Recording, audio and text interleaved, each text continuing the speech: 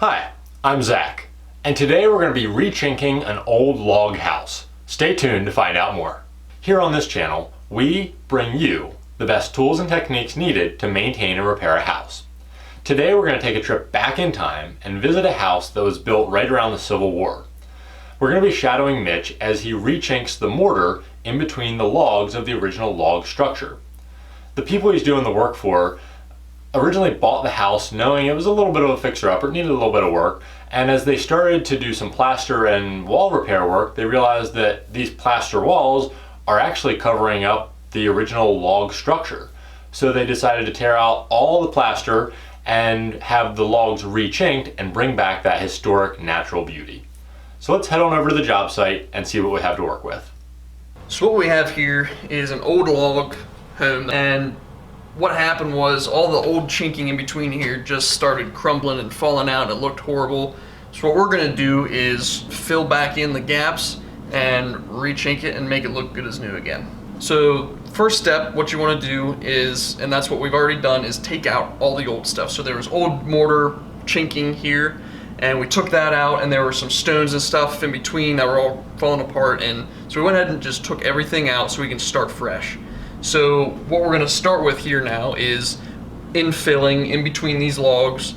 You can kind of see through that I've already put wire lath on the other side, and that's so I can stick my stone in tight up against that, and then I'll put grout mortar in all around that, and then it'll make it completely solid. Once I've finished that part, then you can kind of see what I've done here is I went ahead and put this wire lath, and I've nailed it in with these roofing nails. And what that's going to do for us later on is when we're putting that mortar in, this wire lath just really holds the mortar up against and just holds it tight so it's not going to fall back out on us. We have an interior wall that's already inside of the house because of an addition, and we have an exterior wall. And we're going to treat these two walls differently in the respect of when we go to infill them. With this one, since it's being the exterior, we want to get some insulation, some R value in that wall, and make sure it's not going to be leaking air because it's old logs, there's a lot of inconsistencies. So what we did, we went ahead and used spray foam insulation, the low expansion foam, and we filled that whole gap up with that foam. So it seals it, no air's coming in, there's no leaking, and it also adds a little bit of R value. Once you have the whole wall prepped, you have the wire lath in, the next step is to go ahead and mix your mortar. When you're mixing your mortar, what I used is regular type N white mortar. This is what the homeowner requested. And so I have the type N mortar, I have the sand. What I did is I went ahead and threw a couple of trowel loads of white Portland in just for some added strength. And then the key ingredient though is once I mix all that up in a wheelbarrow dry to get it mixed thoroughly, I pour some water in it, and then I add a cup full of this acryl per half a bag. And what that acryl does is it really gives it a bonding strength, and it helps it to resist cracking. And that's a key thing when you're dealing with chinking up against logs. So once your mortar's mixed up, making sure that it's not too wet, but still dry enough to go through your grout bag pretty good, you're just gonna start bagging in. And I like to start down low and just kind of work my way up through to the top of the joint. And with this wire mesh, you want to make sure that you're squeezing that mortar good enough that it's flowing in back behind that wire, and it's going to try to fill that gap up as much as possible. So as you're bagging, you can see it squishing through and squeezing and filling that gap up in behind that wire. And so once you get the whole thing bagged in, like I said, start at the bottom and just work your way up to the top of the joint. Make sure it's filled out nice. Then you just got to let it sit for a while. It's got to set up to a certain point before you can start tooling it or trialing it. So I just kind of walk away, do something else for a little while, maybe blow a little heater on it to speed it up if I want to, and then come back and then you do your initial tooling. And so here we have on this wall, this is the initial tooling is done, and it's still pretty soft. I can put some fingerprints in it, but it looks pretty good. You can see here it's still going to have some squish to it, so this needs to set up for a couple hours yet.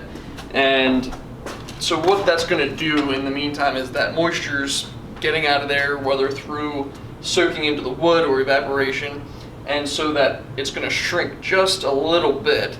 And so when I come back once it's set up more and I push that in, I'm making sure that that mortar is tight up against the wood, and it's not going to come down any, shrink any, crack any. And Mitch, you said as we do that tooling, as we go back to the final tooling, it's going to draw some of that moisture out. Is that right? You'll be able to start seeing, it'll feel as you keep running that trowel or your tool, whatever you're using, over it, it'll start to feel a little softer, like it's almost drawing that moisture out to the face of it. Kind of like in troweling concrete. When you keep troweling over with that bull float, it brings up that water. And so there's a point where you just gotta let it sit and let it dry for a while and then come back a while later. Alright guys, so once you have the initial tooling done, just let it set up for a while. You want to let it get firm, and it's something where you kind of got to feel it as you go. A lot of this comes down to experience and doing it. So once it's firm and set up enough, you come through and do your final tooling. And with this stuff, you want to get it as smooth as you can, but also we're in a rustic house. These hand-hewn logs, there's tool marks all through them, and so having a couple tool marks here and there is not going to be a bad thing, as long as they're not severe. Inevitably, we're going to spill some of this mortar on the logs that we're working on. What's the best way to clean it up? You just wipe it off right away, or how do you handle that? Best thing to do, let it dry a little bit. If you try to go and wipe it when it's still wet, it's going to just push right into the grain of that log, and it's going to be really hard to get out then. So best bet is let it dry, and then just go through and just pick off what you can with your tools. But if you do get it into the grain of the wood, best bet is to just try a real stiff bristle brush, brushing that out. Maybe get a little bit of water in there with it and try to brush that out of the grain of the wood as best you can. Remember, we're not working with a perfect brand new building. What we're going for is a nice old rustic look, trying to match the feel and the just what we have to work with here, which is these old logs, just the old style home altogether. So then the other thing, once you get the final tooling done, is down along your edges. There's kind of, you can see here, little bits of mortar that have just kind of squeezed out from running your trowel down along there. So what you can do is take your trowel and just pick those out, and then what I like to do is just take a real soft horsehair bristle brush and just kind of rub that top and bottom edge, and that kind of smooths out any unevenness, any imperfections along there, and then you just get a really good rustic looking chink joint. That's all for today.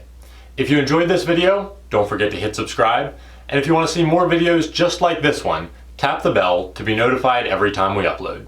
And join us next time when we'll bring you more tools and techniques to get the job done.